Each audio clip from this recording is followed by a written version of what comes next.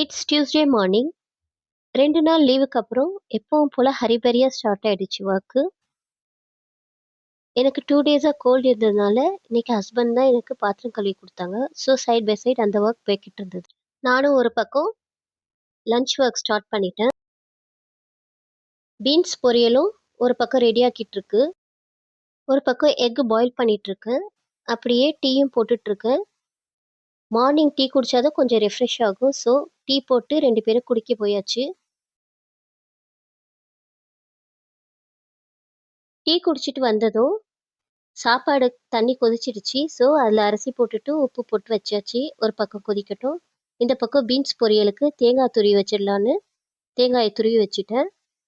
அப்படியே இன்னைக்கு இறால் குழம்பு தான் வைக்க போகிறேன். அதுக்கு புளி ஊற வச்சுட்டு தேங்காயும் ரெடி ஆயிடுச்சு.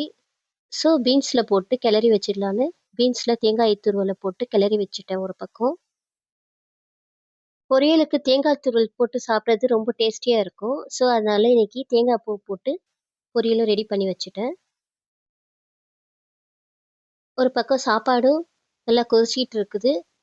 இப்போ சைடு பை சைடு குழம்பு இறால் குழம்பு வச்சிடலான்னு அதையும் ரெடி பண்ணிக்கிட்டே இருக்கேன். வெறும் புளி குழம்புன்னு வச்சா யாருமே தொட்டு கூட பார்க்க மாட்டாங்க எங்கள் வீட்டில். ஸோ அதில் கொஞ்சம் பேருக்கு இறால் போட்டு வச்சா ரொம்ப டேஸ்டியாக இருக்கும். அதுதான் ஒரு பக்கம் ரெடி பண்ணிட்டு இருக்கேன். இறால் குழம்புல அவிச்ச முட்டை போட்டு சாப்பிட்டோன்னா ரொம்ப டேஸ்டியாக சூப்பராக இருக்கும் இந்த குழம்பு. அப்படியே குழம்பையும் கொதிக்கட்டுன்னு ஒரு பக்கம் வச்சுட்டு இந்த பக்கம் பையனுக்கு ஸ்கூலுக்கு டைம் ஆயிடுச்சு. ஸோ தோசை சுட்டுடலான்னு தோசை சுட ஸ்டார்ட் பண்ணிட்டேன். தோசை சுட்டுட்டு இருக்க கேப்லேயே குழம்பும் ரெடி ஆகிடும். ஸோ தோசையும் அந்த இறால் குழம்பையும் வச்சு அவனுக்கு கொடுத்துட்டோன்னா அவன் சாப்பிட்டு ரெடி ஆகிடுவான். அப்படியே பாயில் பண்ணின எக்கையும் அந்த குழம்புல போட்டு கொதிக்க வச்சுட்டேன் கொஞ்ச நேரம். இப்போ குழம்பும் ரெடி ஆகிடுச்சு. இப்போ அவனுக்கு லஞ்ச் பேக் பண்ணிட போகிறேன். ஒயிட் ரைஸு, இறால் போட்ட குழம்பு, அதில் ஒரு பாயில்டு எக்கு, கூடவே பீன்ஸ் பொரியல். உங்கள் வீட்டில் என்ன லஞ்ச் பேக் பண்ணீங்க உங்கள் கிட்ஸுக்குன்னு கமெண்ட்டில் ஷேர் பண்ணிக்கோங்க.